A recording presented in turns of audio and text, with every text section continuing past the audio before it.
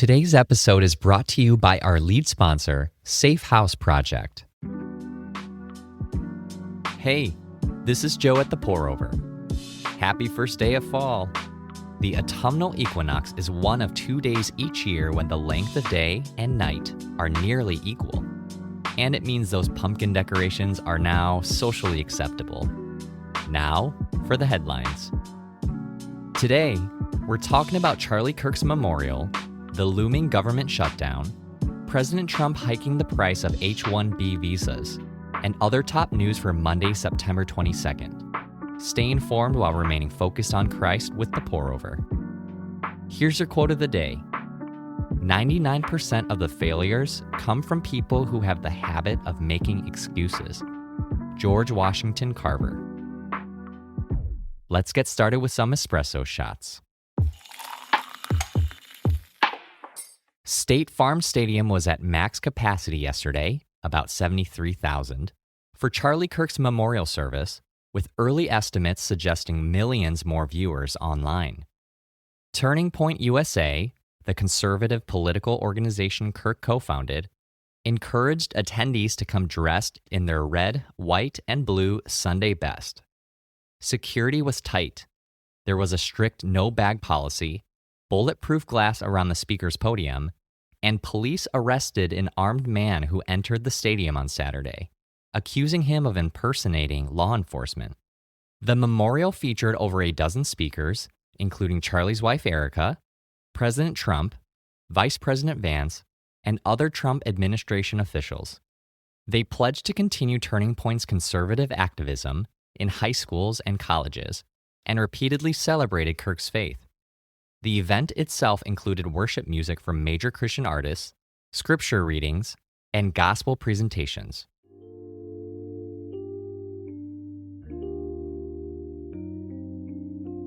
God doesn't promise a world without troubles, but He does promise peace and victory over sin for all who trust in Jesus. During times dominated by division and fear, our eternity is secure, and we can cling to His promises. John 16, verse 33 says, "I've told you these things so that in me you may have peace. You will have suffering in this world. Be courageous. I have conquered the world."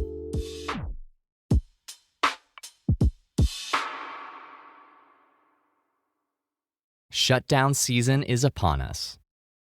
Friday, the House passed a GOP-endorsed stopgap bill that keeps funding at current levels through November 21st, while adding $88 million in security upgrades for government officials following the Charlie Kirk assassination.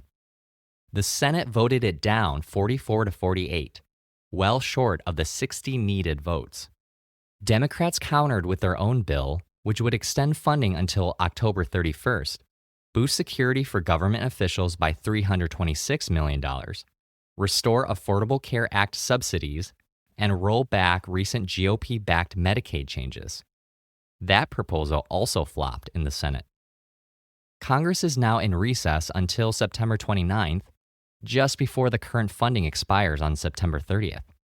Without a compromise, federal agencies will begin shuttering, paychecks will pause for many workers, and public services will face disruptions. The shutdown avoiding clock is officially ticking. P.S. If you want to learn more about how government shutdowns work, listen to our bonus explainer episode where I'm joined by Jason, our founder, and Kathleen, our managing editor. The link is in the show notes.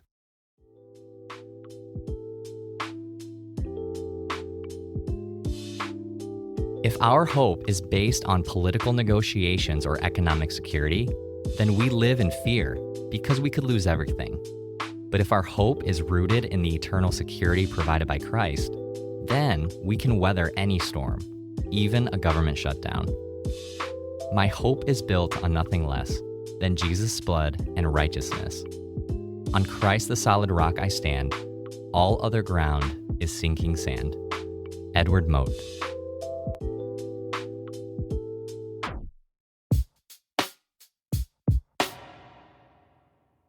Hiring immigrants just got more expensive. On Friday, President Trump signed an executive order that will hike the price of H1-B visas a program which allows U.S. companies to hire skilled foreign workers. The White House says tech companies have been prioritizing lower-paid immigrants over Americans and announced that employers like Amazon and Google will now foot a one-time $100,000 bill, up from about $1,500, for all future H1 hires.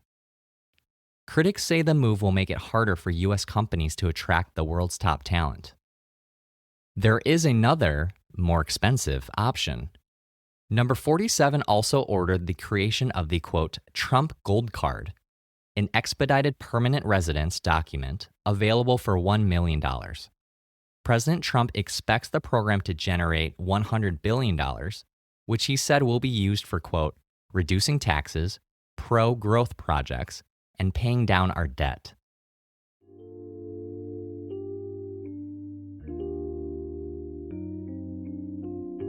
Here's a verse to consider whether your job prospects are changing or you're just trying to keep up with the international mathing. Anyone trusting in his riches will fall, but the righteous will flourish like foliage. Proverbs 11, verse 28. Human trafficking isn't just an over-there problem, it's happening right here in the U.S. An estimated 300,000 people are being trafficked in America right now, and most were first sold as children. Even when they get a chance to run, sometimes there's no safe way out, and they get pulled right back in. Safe House Project is helping children get to safety and stay there by equipping communities to spot trafficking and funding urgent escapes. They cover what's needed in those crucial moments: a way to escape, shelter, and resources for lasting freedom. Trafficking in the U.S. is at crisis levels, and requests for help to escape are higher than ever. Just $40 provides a safe ride that takes a child from captivity to freedom.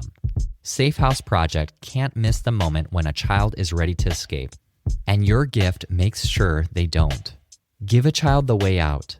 Go to safehouseproject.org/TPO or check the link in the show notes to give now.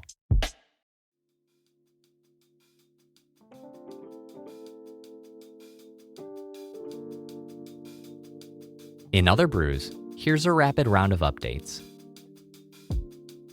Estonia says Russia intruded on its airspace. The Baltic country called NATO to its defense after Russian jets entered Estonian skies, quote, without permission and remained there for 12 minutes. NATO scrambled jets from Italy, Finland, and Sweden to aid Estonia, calling the incident, quote, reckless Russian behavior. Russia, which recently had similar infringements in Poland and Romania, denies any violations. Uncle Sam struck another alleged drug smuggling boat in international waters Friday, killing 3 narco-terrorists. President Trump, who announced the airstrike, didn't mention which cartel was targeted or the vessel's country of origin, but said it was en route to America. Meanwhile, Venezuelan President Maduro agreed to meet with a U.S. envoy to overcome media noise around Venezuela's role in drug trafficking. The UK, Australia, Canada, and Portugal formally recognized a Palestinian state yesterday, breaking from Western precedent to express disapproval of Israel's escalation in Gaza and to breathe life into a two-state solution. France and others are expected to follow suit this week. Israeli PM Netanyahu said the Allies' recognition rewards Hamas, arguing that a Palestinian state creates a terrorism launch site.